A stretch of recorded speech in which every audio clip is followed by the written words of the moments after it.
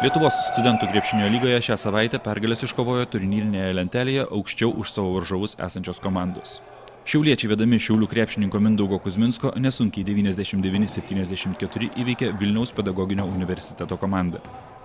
Vilniečiams savo komandos sąrašuose turintiems Martyną Gecevičių, Artūrą Jomantą, Justą Sinicą nepavyksta suburti visų lyderių. O šį kartą ir kiti krepšininkai negalėjo dalyvauti treniruotėse.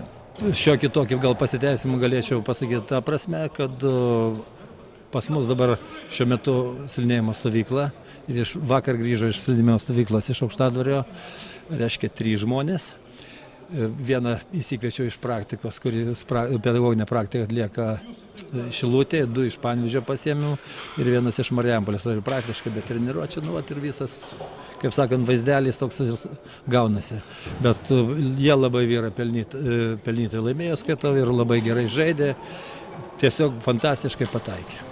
Vis tik treneris tikisi, kad prisijungs lyderiai ir komanda pakils iš šiuo metu užimamos 6. vietos. Šiaulių universitetas iškovojo 5. pergalę iš eilės, tačiau treneris Rolandas Vaičiūnas nesureikšmina šios serijos. Ekipos tikslas pasiekti optimalią formą atkrintamosioms varžyboms. Tokia ir gera forma. Geros formos nepavadinčiau, paprasčiausiai gal priešininkai dar negeriausios sudėties būna, už tai taip ir eina pergalė po pergalės. 6. pergalę iš eilės iškovojo Lietuvos kūno kultūros akademija, kuri išvykoje rezultatu 90-77 nugalėjo lygos outsiderę Lietuvos žemės ūkio akademiją. Lyderio pozicijas išsaugojo Kauno technologijos universiteto studentai. Gan nelengvose rungtynėse 85-75 įveikė Mykolo Riomerio aukštosios mokyklos ekipą. Vilniaus Gedimino technikos universiteto komanda Kaune pralaimėjo Vytauto Didžiojo universiteto studentams 69-79 ir iš 3. vietos nusmuko į 4.